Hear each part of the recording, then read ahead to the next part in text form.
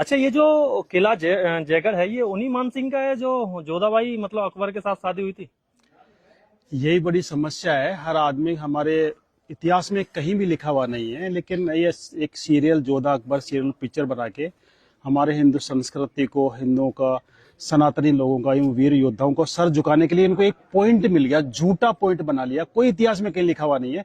एक सीरियल और एक पिक्चर बना के इन्होंने झूठा, एक जोधाबाई आमेर की राजकुमारी थी, कोई उसको मान सिंह की बहन बताता है, कोई कौन बताता है, अकबर से शादी करती, लेकिन जोधाबाई नाम की राजकुमारी आमेर के अंदर थी ही नहीं। मैं उसी किले में बैठा हूँ, जयगढ़ फोर्ट के सामने, जो राजा मानसिंह का किला था।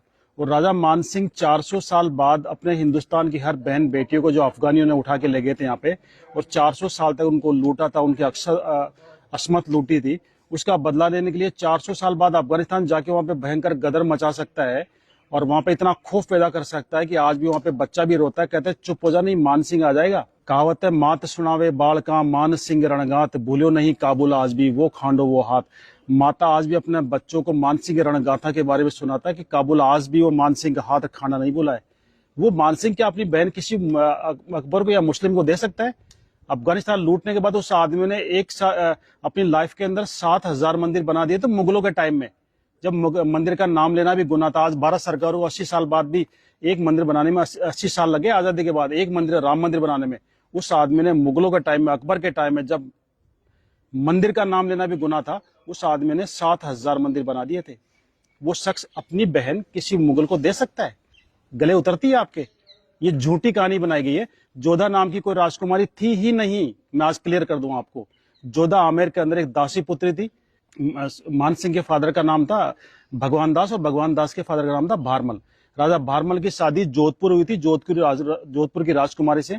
उनके साथ जो दासी आई थी वो पर्शियन थी, ईरानी मुसलमान थी, वो शिया मुसलमान थी, पर्शियन थी। उसकी दासी की लड़की, दासी जो डिलीवरी पीरियड में खत्म हो गई थी, उसकी बच्ची, जिसको आमेर की रानी ने, भारमल की वाइफ ने पाल पोस के बड़ा किया, बच्ची की तरह रख के उसको दूध पिला के बड़ा किया। उसकी शादी, क्योंकि वो मुस्लिम थी इसलिए उसका धर्म खराब नहीं हो, इसलिए उसको बेटी के बराबर पाल के उसकी शादी अकबर जैसे बादशाह से करके अपना धर्म निभाया था कि किसी मुस्लिम की शादी हिंदू से नहीं करूं।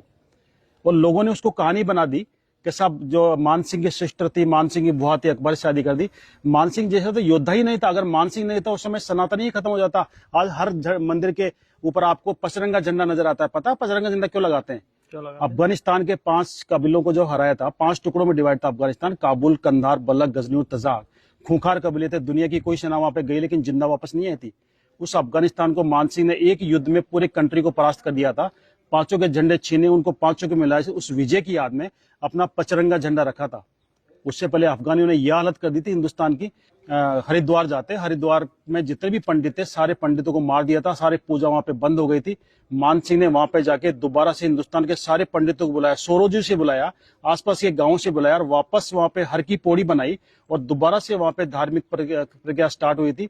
हिंदुस्तान के हर कोने से पंडित गए थे। राजा मान सिंह को धर्म रक्षक माना था और उनके पचरंगे झंडे को मिला के, 5 कलर को मिला के आगे से तीखा करके उसको धर्म ध्वजा का रूप दिया था।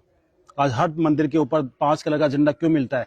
ये राजा मान सिंह ने अफगानिस्तान को हराया था, उसी झंडे को धर्म ध्वजा का रूप दिया और राजा मान सिंह को धर्म रक्षक की उपाधि दी। सारे हिंदुस्तान के सब पंडितों ने धर्म बचाया अगर किसी ने तो राजा मान सिंह ने। हमें बदनाम किया जाता है, मान सिंह को बदनाम किया जाता है कि मान सिंह राणा प्रताप का साथ देते, हिंदुस्तान का इतिहास ही अलग होता। मैं बता दूं, अगर माना प्रताप के साथ अगर मान सिंह मिल जाते, उसमें हिंदुस्तान का साउथ पार्ट पूरे अफगानों के अंडर में था और उनको हराना बड़ा मुश्किल था। और उधर से मुगल और आ गए थे, मुगलों के पास वो हथियार थे, तोपे बंदूकें, जो इंडियन के पास किसी के पास नहीं थी। अगर मान सिंह राणा प्रताप से मिलते तो मुगल और पठान मिल जाते, हिंदुस्तान से नामो निशान मिटा देते हिंदुओं का और सनातन का।